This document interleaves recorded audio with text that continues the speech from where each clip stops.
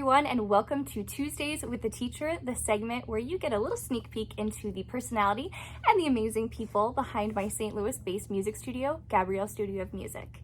Today, I am so excited to sit down with one of my fabulous students. She sings and loves opera, and we want to hear from her, kind of her experience in that world in St. Louis and some of the opportunities that are present here to explore that genre of music. And without further ado, I'm going to just hand it over to you. Have you talked a little bit about your background and really how you got started in music all the way to coming to the studio here? Well, I've always loved music, ever since I was little. I'd just be singing around the house, and then when I was about 9, the best thing happened to me. I auditioned for a choir, which didn't really last long because the choir wasn't exactly my thing.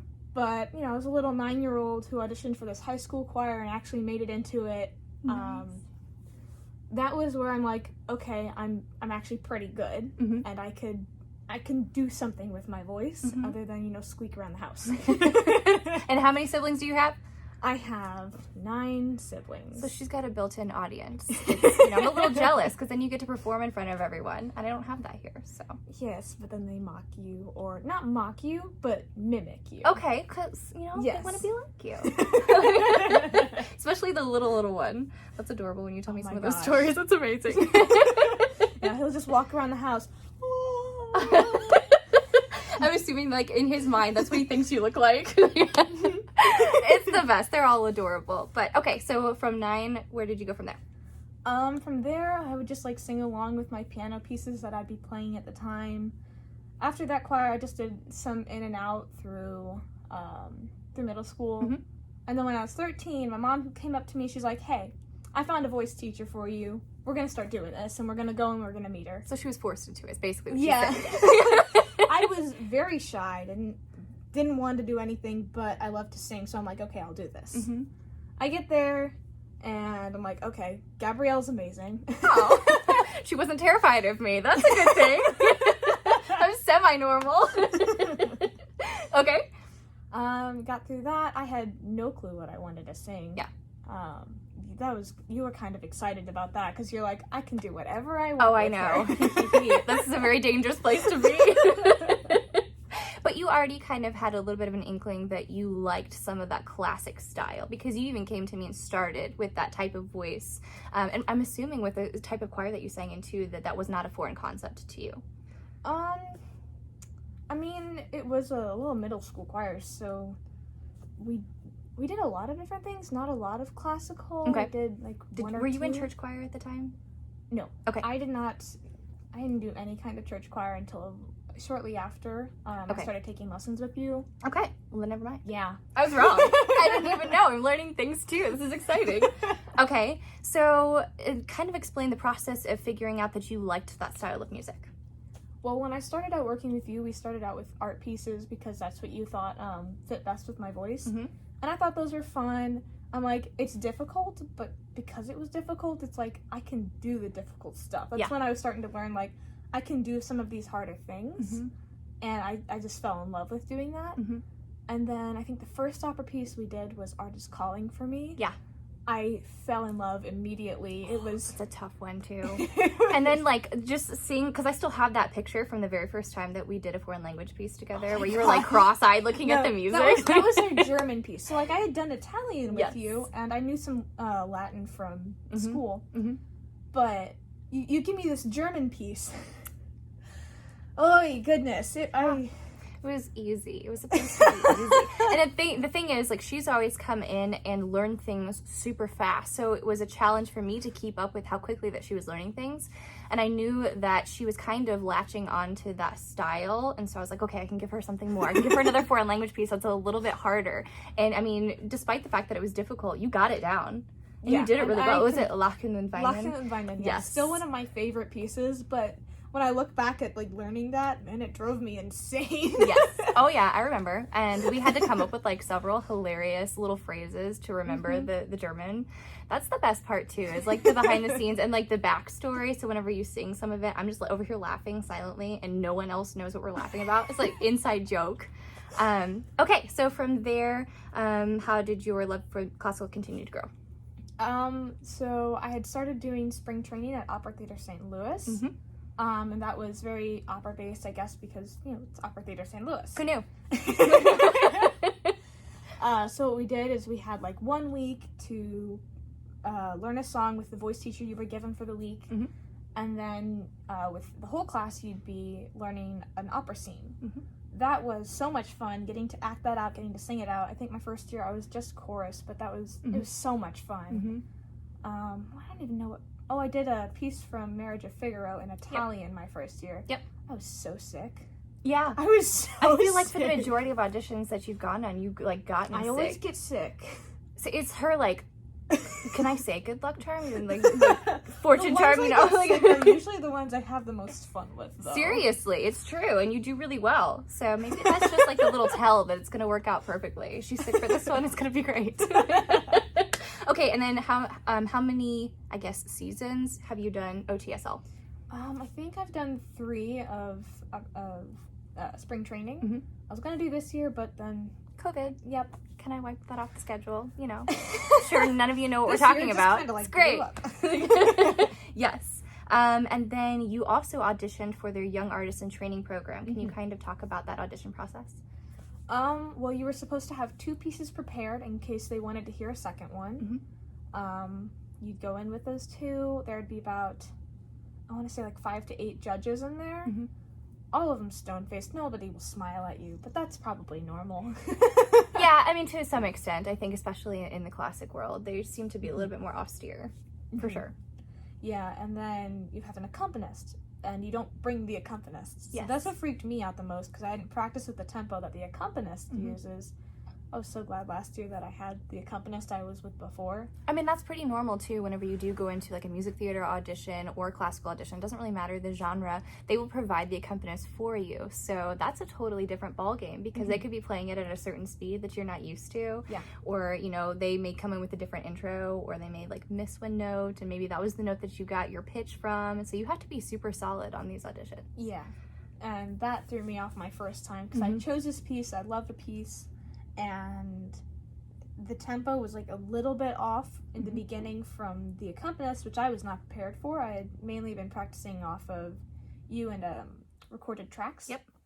So it was always the exact same thing. I never had to account for changes that the accompanist would have. And I know you, so I know your timing for the most part, too, and I'm able to kind of follow you, but that's different whenever you're in a room with someone who doesn't know your style at all. So, surprise. Makes it a little more nerve-wracking. Yeah, so that, and then with the way my brain works, I was just it's different. No, wait, remember to sing the song. Yes, yes. So how long do you think it took you, maybe through multiple seasons in OTSL, to really start enjoying it rather than being super nervous or technically worried about being perfect? I guess the more I really got into the type of music, is the more I'm just performing. I'm not, if I make it in, I make it in, and I'll get to go farther with it. If not, well then, there's next year and other things that I can do. Right. And I just love singing the music. It's not like you're gonna leave me. Yeah. So. Never, no. You're stuck with me for life, so. Okay, so then, what's your favorite opera? See, I don't think I've seen enough yet, but... Can you ever really see enough, though? Especially if you love it. You've got to, see them all. Marriage of Figaro, and then there was... That's a good choice. There was one more that I saw last year, but what was the name? It was a dramatic opera. Okay. I don't remember what was on the ballot last year. It was a very dramatic You didn't see Carmen, did you?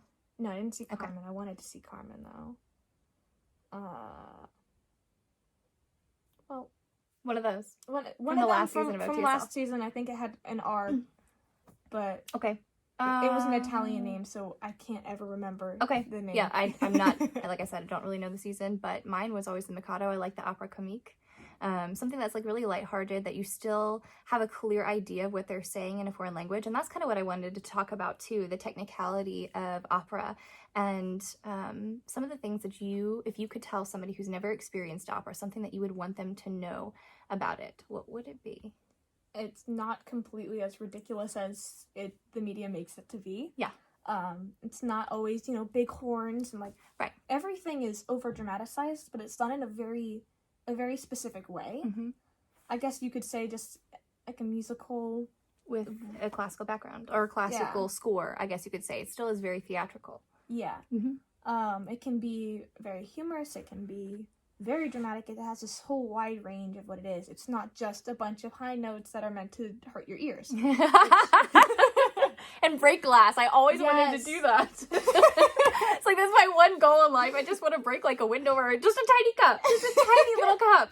Never got a crack. So, yes. And I think what's really incredibly challenging about opera compared to like a music theater piece is that when you are singing in a foreign language, you have to be so solid on your character study and understand what you are singing about so that you are able to emote that to an audience that doesn't speak that language. So there's that extra technical challenge there that is very specific to that genre, and I think it makes it even more difficult. So whenever it's done well, it's 10,000 times more impressive to me. Yeah. Like, I felt that, and I may not know exactly what you're saying, but I get it all over your face, and that's a whole different skill. Yeah, that I did not have when I started singing. Oh my gosh. Oh, I mean, you have to grow into it no matter what. Yeah. I mean, everyone starts somewhere, but that character development, and music theater is a really great base. Like, if you are wanting to classically sing, to start doing that character study and maybe start in music theater and experience that, and then dive into the extra layer of the classical world. Do you have a favorite language? I do like German, even though... Really? Okay. German and French, they're very I find myself more drawn to some of the more difficult pieces, as you probably know from the few that I have chosen. You should see some of these piano scores. I'm just like, like, you want me to one? Okay. It'll completely change one of them for the last concert. Yes. Oh, that was fun, The Last Midnight. Mm-hmm. Okay, that was, epic. If you guys have seen Into the Woods, that's what that is from. Mine probably would be French. I think there's something really beautiful, and I never thought I would like French. I thought it's like, oh, so stuck in the mouth and everything, but it's something very tender and romantic about that language too. And Italian, obviously, that's the classic standby foreign language. But that's really interesting to me. German and French, those are my... I would not have guessed that. So I did a really great job by picking Lachen und Weinen. Yeah. She was tortured, and then she fell in love with it. So it's great. Patting myself on the back for that. I mean, it's still really difficult. But I think because it's difficult, I spend more time with the piece, and So you thrive on a challenge. Yeah. And then whenever you conquer it, you're like, oh, that wasn't so bad. Like, oh, I did pretty well at that. Oh, I love it. And you always are up for a challenge too, and that's what is really fun about doing this genre with you. One, it's something that you've asked for. It's not something that I ever was like, oh, you must do classical, but something that you look at as a challenge, and then you always come back with it like halfway memorized or all the way memorized, and then it's crazy to me. So that's really fun for me to see with you as well. What advice do you have for some people who are wanting to sing in any genre?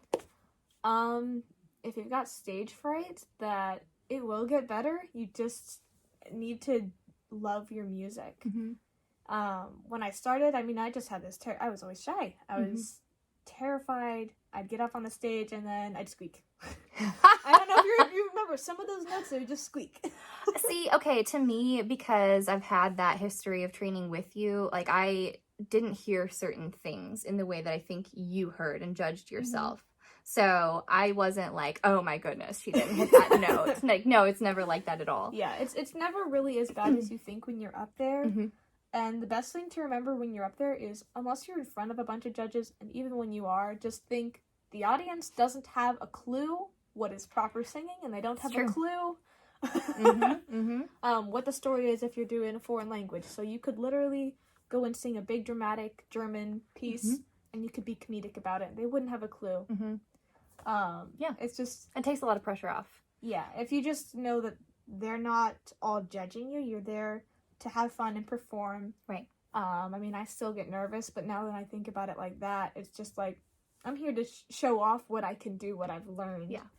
But it's taken me 4 years to get there. Yeah, and to a certain extent, nerves will never go away. That is human nature. If you are one person out there that never gets nervous, fantastic, and I'm very jealous, and I never want to talk to you. Because that's just not how it is for the majority of us. But how have you been able to use those nerves to make your performance even better? I do it to get myself hyped up before a performance. That's amazing. I don't think you've ever, like when I'm not sitting in the audience before I go up, if I'm like backstage, I will be jumping around trying not to mess up my hair. I seriously cannot picture that. I really can't. I was sitting down during the last concert, and I don't remember who was sitting next to me, but she was really nervous, and so I'm just like, we're just sitting there shaking each other, like dancing to whoever was going before us, and I'm like, shake the nerves out. This is how I do it. We shake the nerves out. That's great. That's amazing. And it's always so fun too, because I don't know if it's the genre and like I guess the maturity of the genre that you sing, if it's your fabulous stage presence, but every time you get up to sing and you do share something that's classical, the rest of the students are just like enamored. And especially I have one student who has Down syndrome, and she loves you. Every single week, whenever she comes in, she goes, Miss Gabrielle, how's Bernadette? Like, she doesn't even ask me like how I was for the week. She goes, is Bernadette good? Is she doing good? I'm like, she's great. Can I see a picture of her? So, you know, you definitely have that amazing spirit and that gift, you know, through music, but also just as a person. So it's cool to see like how you've grown in confidence personally and musically, and how one has kind of shaped the other and vice versa. And there was a definite moment, I think it was probably about a year ago at this point, where you performed and I was like, whoa. Like I could just tell you grew in so much confidence, and you've really grown into your own voice too. So that makes me very happy. The places where I was just like, whoa, to myself was probably when I performed Artist Calling for me that was a turning point. Oh my gosh, because that was when I started to fall in love with opera, and when I'm just like, I can perform. That was the first time that was the only time I've ever not been nervous to perform. Wow. I was nervous going up to it, but the moment the music started, I'm like, this is my song, and I don't care if I fall off the stage, I'm gonna do this, and I'm gonna do it my way. I'm gonna sing that high note. And I hit it. She did. I was not very good at hitting that note at the time. I was so proud of that performance. Oh, yeah. I look back on it and I'm like, okay, here's some things I could fix. But like in the moment and for weeks after, I'm just like, this is incredible. Well, that was the first time too that your stage presence also matched your vocal confidence, because that's where she full out came, like with the fan and everything, and she had like the big sleeves, and she embodied the sass of Artist Calling for me, because I remember us trying, what was it, the Vagabond? And it was a pants roll, so she had to pretend that she was this strapping gentleman in a suit holding his lapel, and you did not like. It was a totally different challenge. Yes, but then whenever you did Artist Calling for me, you had everything that we were trying for in the Vagabond, and because you loved that piece and you embodied that piece. So it was kind of fun for me to be like, see, you can do it. Like, I knew you could do it, and it really makes the performance 10,000 times better, and it just connects with the audience in a new way. So would that be your favorite experience that you've had performing here? Specifically with you, yes. That's my favorite thing that I have done. I will say last year, Amahl and the Night Visitors, I was Amahl in their SEC performance. That was probably one of my favorite things, because I sang a whole hour-long opera where there were only like 20 minutes maybe or less that I wasn't on stage. That was a lot, and I was really impressed. I got to be like front row. It was great. I don't think I missed any words, which was not the case during I didn't notice anything. Yeah, see, if the audience doesn't have a clue and they haven't seen it before and they didn't memorize it themselves, then you could go and say whatever you want as long as it doesn't throw off the people with you. Right. And that really wasn't a big cast either, so you were just kind of front and center for the whole thing. Like, here I am. I'm kind of important. And then, I guess, tell me some of the goals that you have with music and with performance. I definitely just like want to be performing more. I want to do more operas, even if they're just a small, even if they're just small scenes, like what SCC is going to be doing this year. More performances. I want to get more involved with Opera Theater St. Louis. I don't know if I'll do. Wait. Yes, ma'am. Same. I don't know if I'll be doing the artist in training program this year. Just because that takes a lot of time and there's other things that I have to juggle. Yeah, she's not busy at all with the number of siblings she has, like ever. Like, she sleeps all the time. It's great. Have I actually gotten you on the coffee kick? Like, have you had more coffee? Once a week at most. I can't. That's like, okay, that was a step up from where it used to be. Oh yeah, I didn't have coffee. What was it before that? It was usually like a 3-month and then I'd have maybe a little coffee and some ice cream. Yeah. And then be another 3 months or so. I don't Very do proud. coffee. Very, very proud for semi-rubbing off in the coffee department. 'Cause music and coffee are like the two best things in the world to me. So, yay! Okay, and then I think that that's something that a lot of people don't know about St. Louis, is that there are a lot of opportunities to explore that genre and to be successful in that genre. We talked about Opera Theater St. Louis, and then area colleges have opera workshops, but there's also Union Avenue Opera, there's the Winter Theater.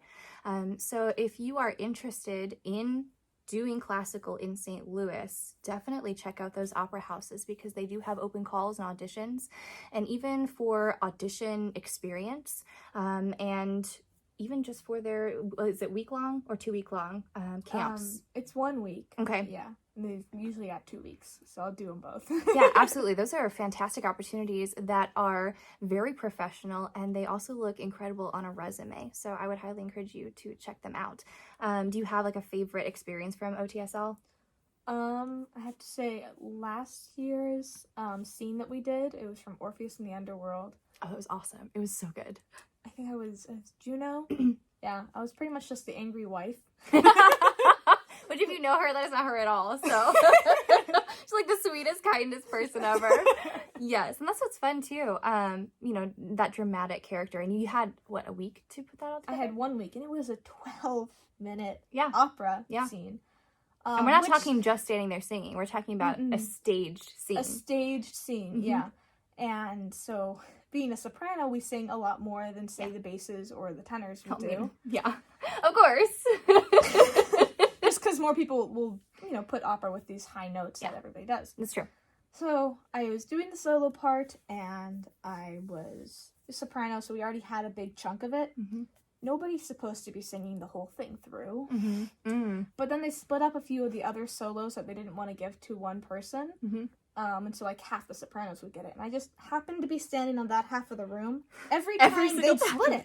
So I literally sang the whole 12-minute opera the whole way through. And memorized. And then somehow half memorized my French piece. I had to have my paper up there, but I still knew that one. Yeah. And I had to learn French in this week.